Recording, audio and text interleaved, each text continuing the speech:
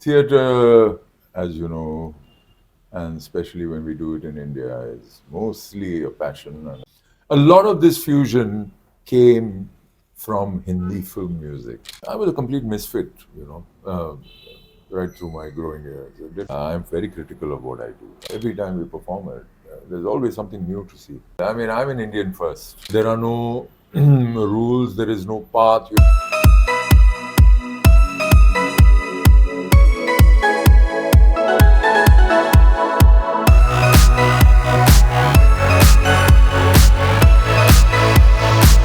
Hi. It takes an experienced captain to steer the choppy waters of a theatre production. And with me is one such dynamic actor who has steered the ship of a long standing production which delves into the lives of a subculture of music in 50s and 60s Bombay. Welcome, Denzil Smith. Hi, Hi, Maanit. thank you. Thank you for your time. My pleasure. It's been a long time since you've been doing this role, playing the part of a musician. And I just wanted to get your perspective on how long and how difficult the journey has been so far. Uh, Theatre, as you know, and especially when we do it in India, is mostly a passion and it's not so remunerative. So it was a task raising the money and trying to put this production on the road. But we are very fortunate that it has run for such a long time and has been received rather well. So it's been a long journey and it's been a good journey. We are growing along the way. As you know, over the years, I've discovered new things in the script, new little gems which were hidden there, and sometimes it takes a little bit of time to for it to all unravel itself. So it's been happening. It's a process, and it's still going on, and we're very happy about that. Right, right. And you've been steering the ship, so obviously I'm sure that you've been very privy to the challenges that have happened and even the audience's reaction. So if there's been a change, have you been able to observe that? Like, There has been a substantial change ever since this production started. It was initially opened in 2007, uh, and at that time, uh, when Ramu wrote the script, he had written it for me, and I was supposed to be opening it for the Prithvi Festival that year. And then I got a job abroad, and I was to travel, and I said, if I open this play with me in it, it's not going to run. And so there's this fabulous actor called Bugs Bhargava Krishna. I'm sure you know of him. So Bugs opened the play and ran it for many years. Yeah, he was instrumental in kicking it off and did a fabulous job.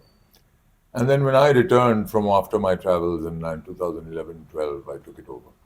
Yeah, and I've been performing it ever since. I tweaked the script a little after I took it up, and it's working well now. Yeah, it's working well. It needed that little bit of pruning and chopping here and there. right. And it's now a compact little production. It's very lean uh, and it's easy for travel, you Yes. know. So, and it's, as you know, it's got two, and we decided to put the rest of the characters on video. Right, absolutely. And the character itself, it's a pretty layered, character. There's so many stories that run parallel to, the protagonist. So, what was the driving factor for you while you were preparing it, and who did you base it on? See, when we set out to do this, and Ramo and I had an innocuous little conversation one day at the Prithvi Theatre. It was a talk by Girish Karnad and Mahesh Dattani one Sunday afternoon.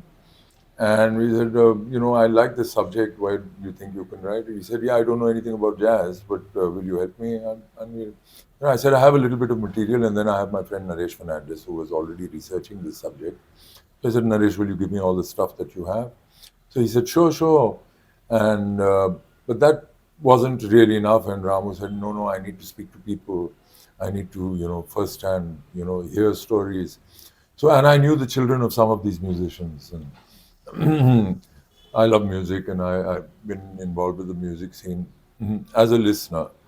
And since I was very young, and I've been going to these shows, and many of these children were friends of mine. So I said, yeah, sure, I'll arrange for these interviews. And then there was Sunil Shanbag, who had a treasure trove of video interviews, which we looked at. So we gathered information from here, there, and everywhere. And when we started visiting these musicians, they brought out old family albums. And looking at those photographs, each photograph triggered a story. So I said, can I have these, pictures? They said, no, no, no, no, no, no. So then I bought myself a portable scanner. And every time while Ramu was talking to them and interviewing them, I scanned all the albums. So I have a treasure trove of pictures with me. So those pictures helped a lot, because then we got to know who's where and the venues and who was playing with whom, and, when was this, and dated things, and lots of stories came out of it. So what Ramu did is that we had these all these arrangers, people who were instrumental in influencing and creating the Hindi film music. I don't like to call it Bollywood, because at that time, between 1940 onwards until 1970, the Hindi film music was much influenced and created by these Goan and largely Goan and Anglo-Indian musicians who were known as arrangers. They arranged the music and all those large background scores that you hear, with 100 violins going on and all. A lot of it was done by them. And a lot of their influences, their exposure to Western music, classical and jazz, and whatever they listened to, they brought into Hindi film music, you know. So there are a lot of those influences, and this play is about their contribution. They have largely, most of them died poor and without money and unknown, but their contribution to the whole scene was invaluable. Yeah. So what Ramu did is there were several of these people. What he did is he combined all their lives together, took a little bit of this and a little bit from this life, this, and made them one character. That's the character I play. Yeah. So I was familiar with these individual characters, and then we created one character called the mentor out of all those characters. Yeah. Fascinating. And obviously, your character is reflective of that era where there was the labor of one, and it was consumed by the whole country without much credit. So I'm looking at the politics of this, in the sense that the marginalized have not been given their due, especially when it comes to 50s to 70s Bollywood music. So, was that a sense that you arrived at? Was that a thought, or is that a feeling that you arrived at while you were preparing for this character that you really wanted to showcase through your performance? Yeah, see, there was a lot. Not that it's not happening now. There are a lot of musicians and artists. It's a common thing. It's not only musicians. Many actors, fine actors, many artists, painters, poets, writers die unknown. Fabulous, and many of them are discovered later on. Yes. The biggest After they're tragedy. gone, the biggest tragedy, not while they're living. Yes. And similarly with this subject, there were lots of these musicians who created some fabulous stuff, yeah, Yeah. and went away unknown. Yeah. Some of them are credited. If you see some albums, records, you'll find their names at the back of it. Arranged by, for instance, Sebastian D'Souza, who was Rhyn's grandfather. He was the chief arranger for Shankar Jaikishan. Then there was Lakshmikant Pyarelal, who had this genius, who died a couple of years ago, a bachelor in Goa, still giving lessons at 10 rupees, you know, at the age of some 93, 94. And his name was Anthony Gonsalves. And if we know that song, My Name is Anthony Gonsalves, that's a tribute to him with my LP. So he was one of the first actually who sort of, and another thing that happened at this time is this music genre that we call fusion, which is now popular, with Shakti and all these bands. It's become a very popular genre around the world in music and Western music and jazz. And because there are a lot of common things between Indian classical music and jazz, because both have this thing of improvisation. Take a melody, it's a rag, and then you improvise on it. It's similar, the same thing with jazz. That's why they find themselves very close to each other, Indian musicians and this. A lot of this fusion came from Hindi film music, you know, with these people working alongside Indian musicians.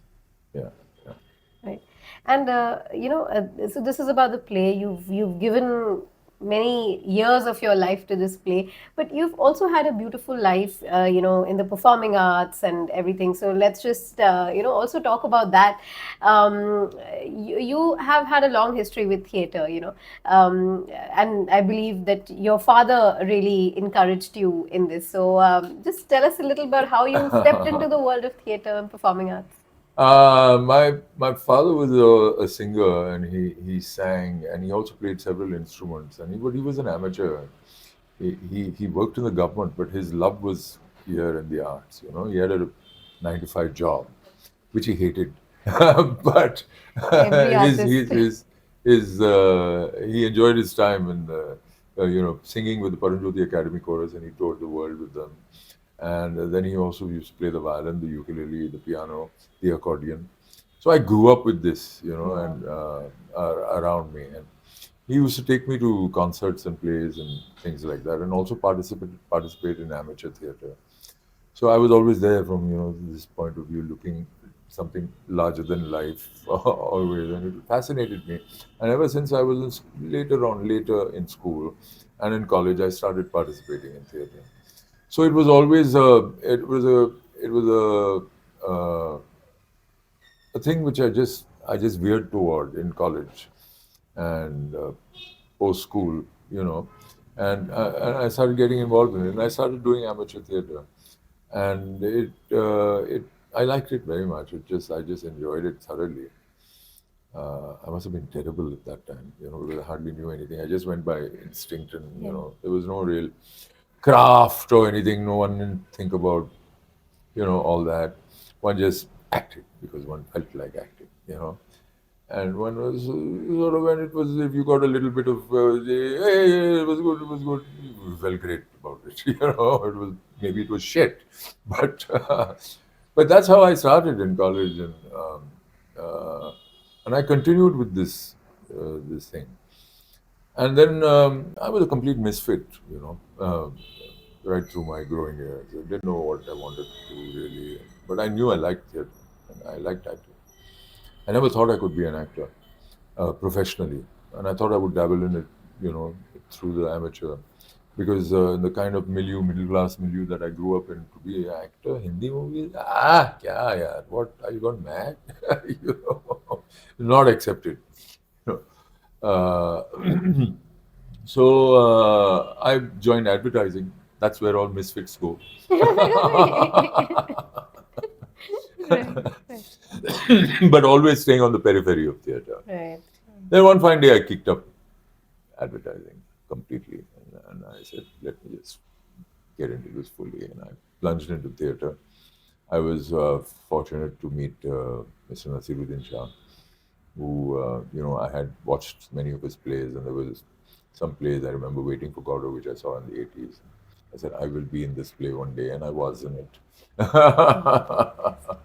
you know, and, and then I did quite a few years with him in his group Motley.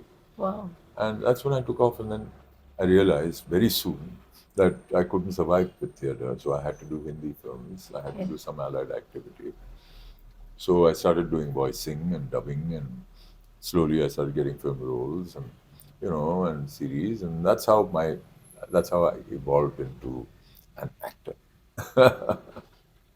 It's been a Yeah, long journey, and yeah, yeah, yeah.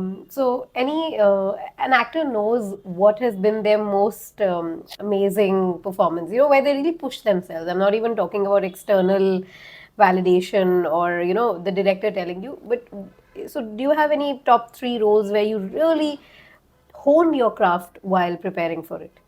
In the theater or on film? Any medium. Yeah, I can't really say. I'm not the person to judge my work. Yeah, I'm very critical of what I do, and I'm never happy with whatever I do. I'm never really happy.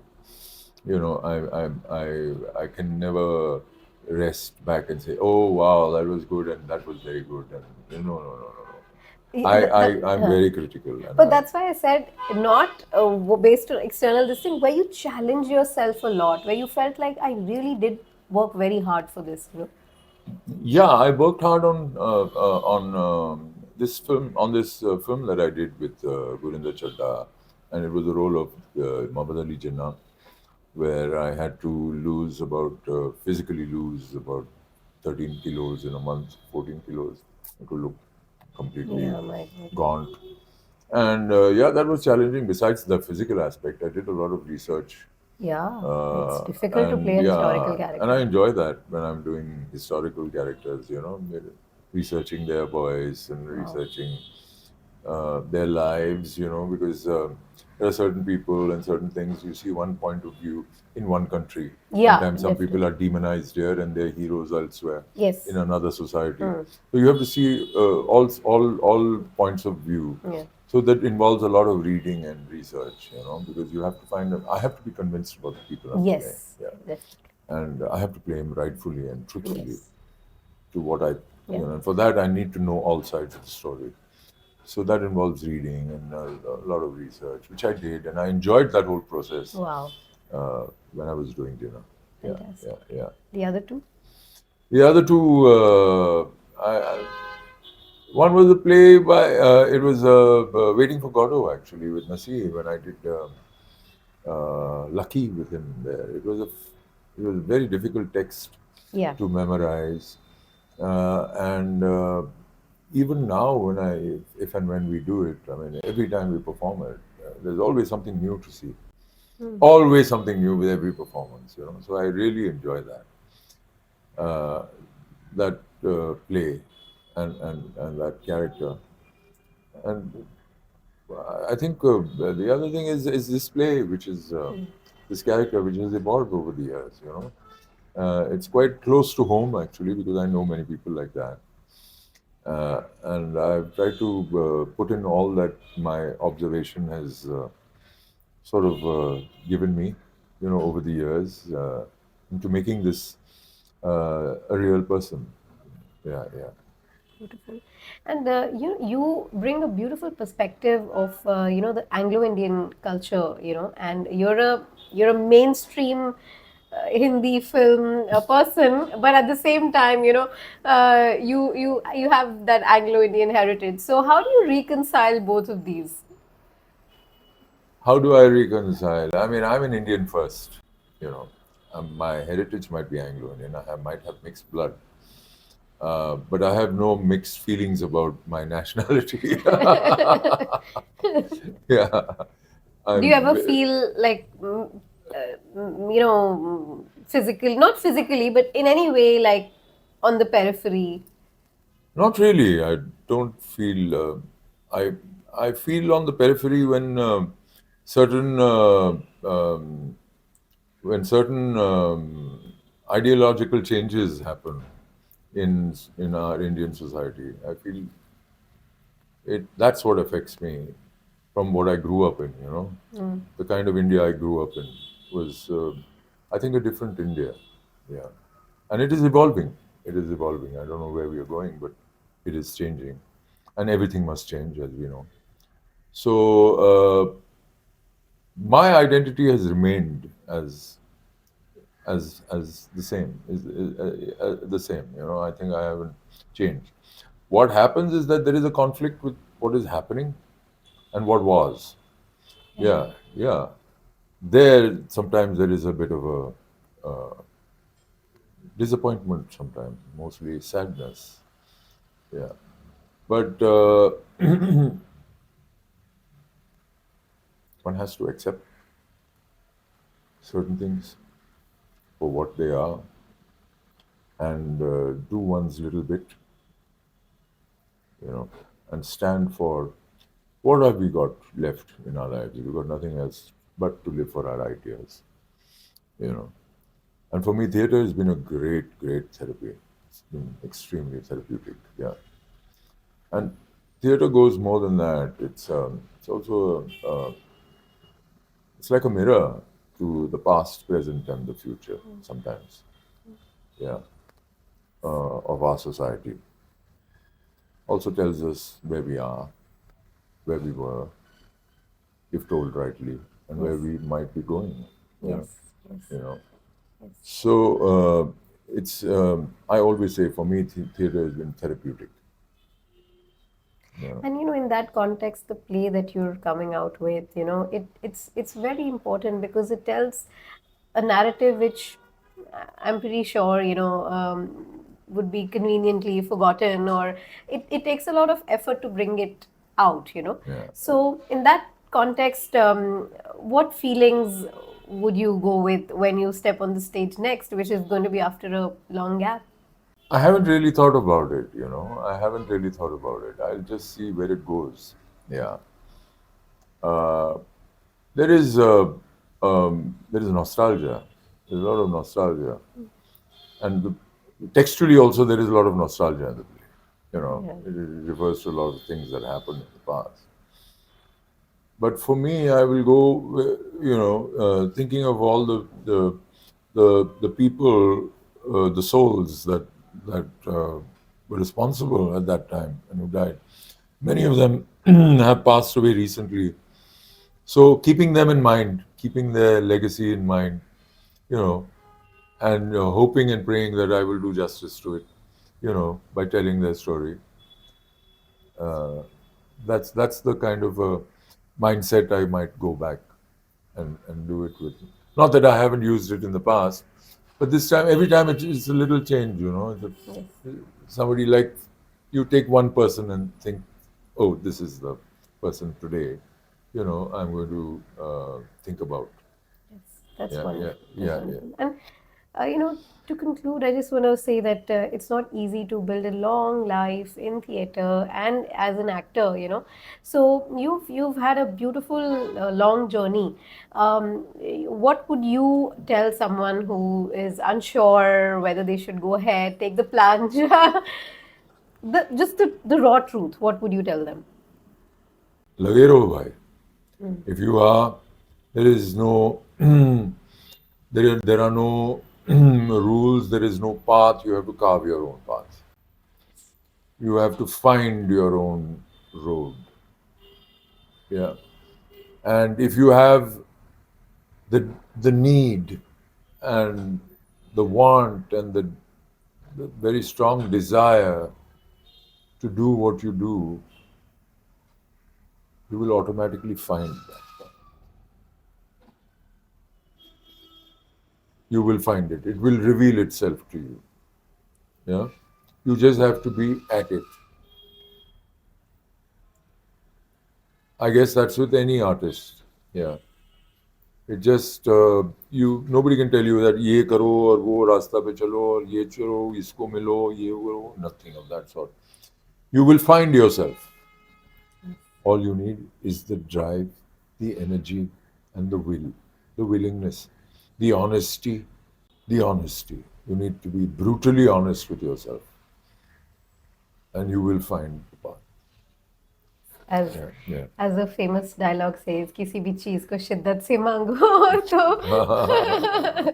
पूरी कायनात मिला देती है. So Right. on that note, we've had a fascinating conversation with a remarkable actor, and thank you so much for your time. Thank you, and we wish you all the best for your upcoming play and all the others that will follow. Thank you, Divyani. Thank you. Thank you.